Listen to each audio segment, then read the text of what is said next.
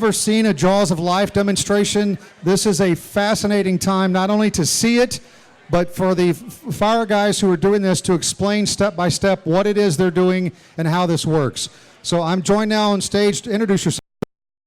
Captain Dale Maddox with the Sacramento Fire Department. And you guys are going to be doing what now? We are going to be doing a demonstration and show the public what it takes to get them out of a vehicle that has been severely damaged. So the scenario that we have now is we've got just people standing around, and this car obviously is not in danger and there's no one in it. But when you guys roll up on a scene and this is on the side of an interstate or a freeway somewhere, what are the things that you're immediately looking for? Well, first of all is our protection. What we are going to do as we roll up is what we call a size up. And the first thing we have to do is take care of ourselves and protect ourselves so we don't get hurt or become part of the problem. We want to focus all of our energy on the victims who are inside of the vehicle who cannot help themselves. If they're able to get out, open a door, crawl out of a window, then the problem is solved. But once we go beyond that, that's when our training kicks in and then we have to cut them out of the vehicle. So first we take care of ourselves, make sure the scene is safe, make sure that CHP or law enforcement has traffic either shut down or guided around us, and so that way we're not in danger, because moving vehicles are our biggest foe and we don't want to get hurt. So we want to do our best to take care of ourselves, to take care of someone who's trapped in the car.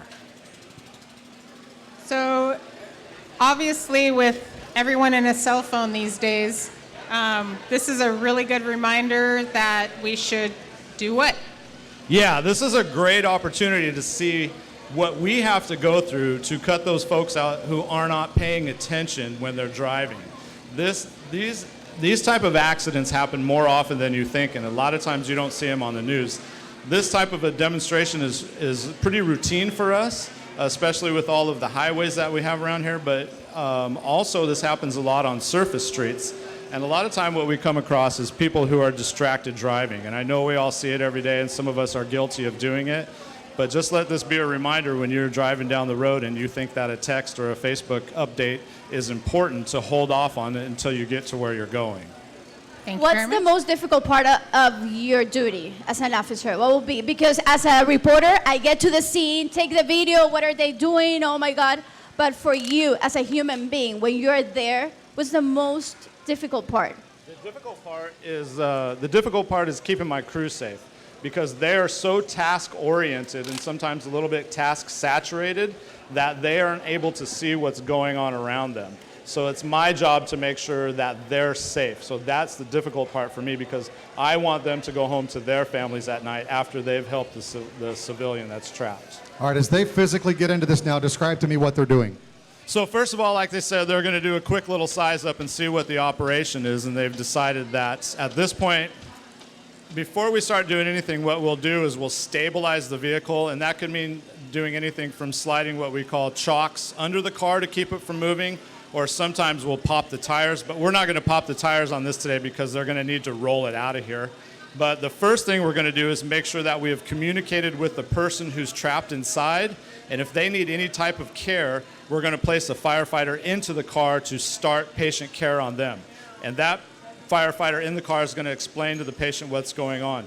First, we need to make access, so what he's going to do is he's going to take the glass out.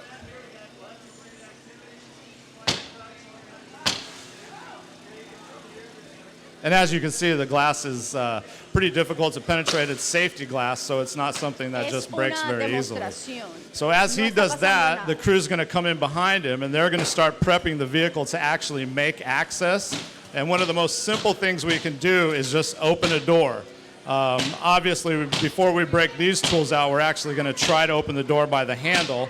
But if that doesn't work, then we're going to bring the tools out.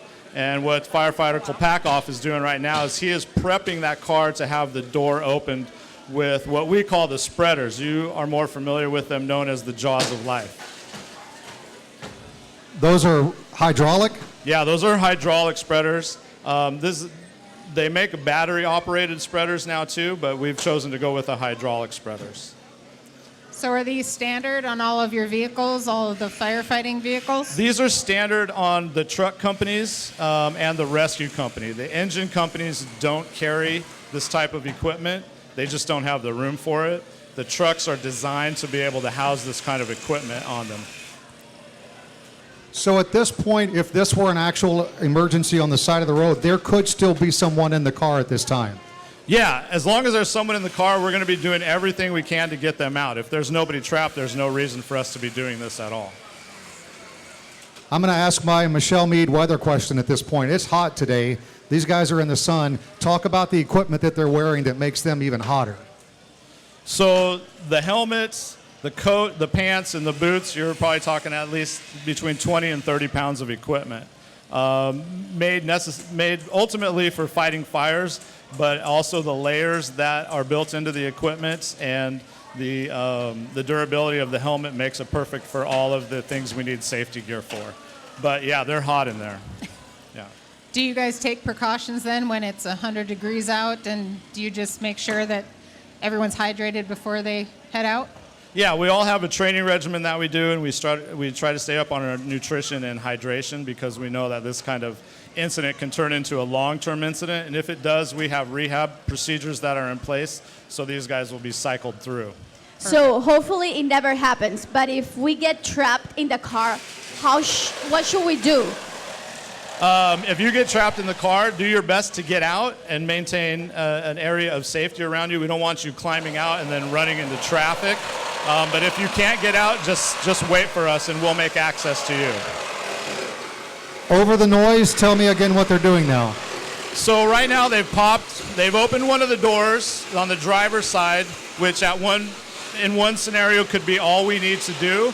But right now what they're moving on to do is they're going to take the roof off of the vehicle. So we've got two tools in operation. We have the hydraulic cutters, and then we also have a battery-operated Sawzall.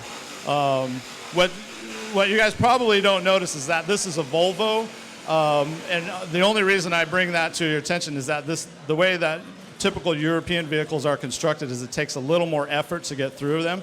They have much more reinforcement than, say, the Japanese or the American automakers. Not that I prefer one over the other. I'm just saying sometimes it takes a little more effort. So these are safe cars, is what you're saying. Yeah. We touched on this message when we first began. There's a lot more people standing around watching right now. We can't hit this message often enough. Talk again about distracted driving and what you guys see.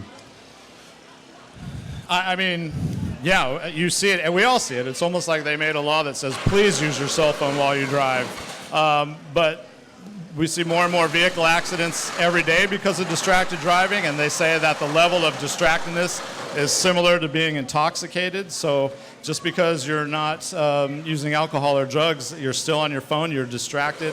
It's taking away your concentration from the road, and not only are you putting yourself at risk, but you're putting everybody else at risk who's out there with you. And then what you do is, because you chose to look at your cell phone and created this accident, now you've made us part of your situation where we could be helping somebody else out who didn't create a situation, but now we have to come and help you, which we're happy to do, but we would just rather not. Right. Safety first all the time. Yeah. Y para las personas que hablan español, los están demostrando en caso de que una persona quede atrapada dentro del auto. Muchas veces pasan porque uno está en el teléfono celular, se distrae, y lo que estaba diciendo las autoridades, que en vez de estar manejando con el celular, ellos pudieran estar salvando otra vida. Entonces, evitemos caer en situaciones como estas.